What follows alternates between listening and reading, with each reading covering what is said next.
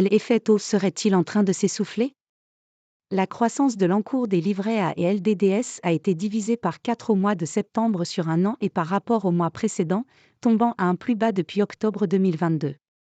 Les épargnants ont déposé le mois dernier sur leur livret A et leur livret de développement durable et solidaire, LDDS, près de 730 millions d'euros de plus qu'ils n'en ont retiré, a annoncé lundi la Caisse des dépôts, CDC. Ce montant est 4 fois inférieur au mois précédent, plus 3,02 milliards d'euros, au mois de juillet, plus 3,13 milliards, ou encore au mois de septembre 2022, plus 3,14 milliards, un net ralentissement qui peut s'expliquer par un essoufflement de l'effet d'aubaine d'un taux à 3%, maintenu à ce niveau pour 18 mois depuis le 1er août. Les Français qui pouvaient remplir leur livret A les ont remplis, observe le fondateur du cabinet Facts et Figures Cyril Chartier-Castler, interrogé par l'AFP, ceux qui ont des liquidités disponibles se tournent dorénavant vers d'autres placements.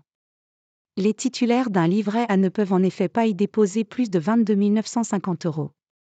La concurrence de produits à capital garanti comme les comptes à terme ainsi que la persistance de l'inflation, qui réduit la capacité d'épargne des ménages, sont également des facteurs d'explication à ce coup de frein.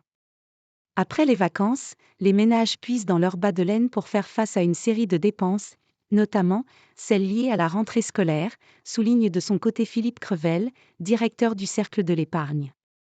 La collecte nette reste cependant supérieure à celle des fonds euros de l'assurance vie, autre produit d'épargne à capital garanti mais moins rémunérateur, dont la lente hémorragie a commencé fin 2019.